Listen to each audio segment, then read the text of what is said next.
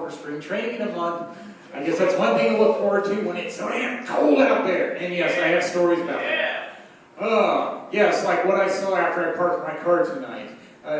There was a man that was chasing down a dog that had a leash on it. It's like, yeah, I'm still wondering what the story was on how the dog got away when it's got a leash, and then it ended up swearing at the dog, and then all I'm thinking of is, oh, looks a little like a pit bull, please don't bite me, while I was waiting for the light to change, and no it didn't. I know that when it gets really cold and then I have to go out and walk somewhere, I say I'm getting too old for this shit. I say that all the time, and it's like, yeah, but you got no choice but to go out there and grin and bear it and grunt and groan is all I can think of. I don't waste any time when it's cold, that's the most important thing. Yeah, I didn't even go anywhere on Sunday. I didn't have anywhere to go. And it's like, yeah, I can stay in, watch movies, watch football games. Yeah, I found ways to stay occupied. But after a day of going nowhere, period, I was a little antsy. So it's like, yeah, I've got to go out and do something. So I took out the trash. Yeah, I felt a little better, feeling productive then. Oh, yes, the movies I saw. On Sunday, when I stayed in for the whole day, I watched another VHS tape I had ordered. Another Charlie Brown special. This one eluded me for a while. I didn't know that there was a live-action Charlie Brown special, but there was. It's called The Big Stuffed Dog. And it was about this boy that wanted to take a big plush Snoopy dog with him when he went to see his grandpa but gets lost at the airport, and then it keeps bouncing around different people. And it's like, yeah, somehow this was, well, it's definitely unique, so there was something rewarding about the story. I'm trying to think of what, other than, at least they did, because it's like, well, Charlie Brown is known for all animated, and that's why I couldn't find it on Wikipedia.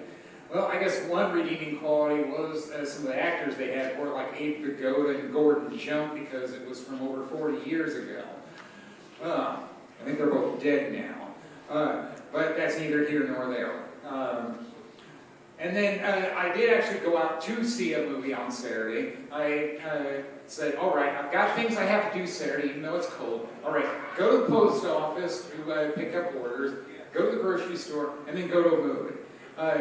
It was Fallen Leaves, which is from Finland, and it's already getting some love at award shows, and hopefully the next thing is an award nomination for the Oscars.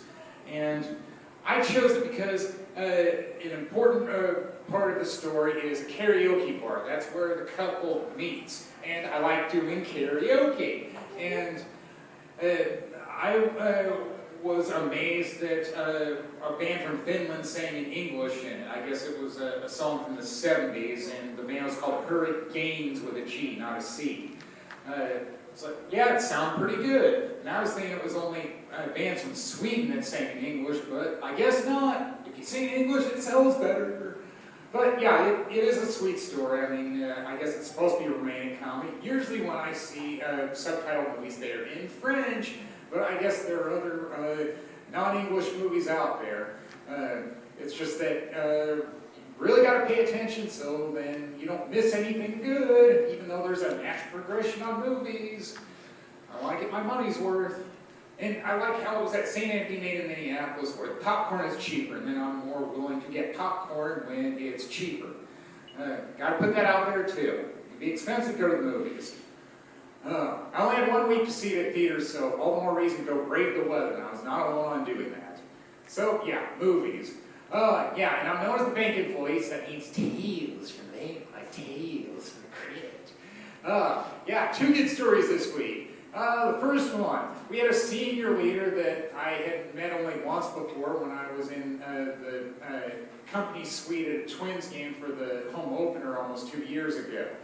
And I was thinking, I'm still not sure why he went slumming with us, but I was notified when I went to deliver something to another floor that he was there. And then right after that I was told, watch what you say. And it's like, do I look like the type that needs to watch what I say? That's why I gave them this really bewildered look who said that to me.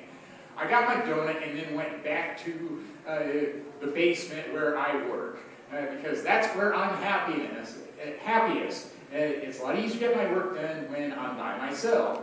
And it's like, yay, he brought donuts. I guess he should bring something, and he came slumming with us. Story number 2. I like it when I don't have any meetings. And I had 3 meetings about the same file in one day. And at the end of the day, it's like, grrr.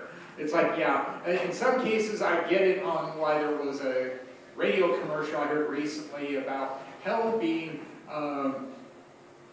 Zoom meetings that could be just emails and too many emails. It's like, yeah, that's how I feel about some meetings. Why don't they just email me what I need to know?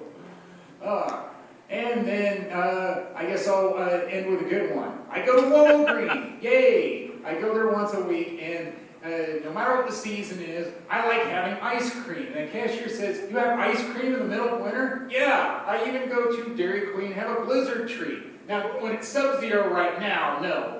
Ice cream, that's off the table. But I had to tell that story about the Dairy Queen blizzard. I really like ice cream. What's so wrong with that?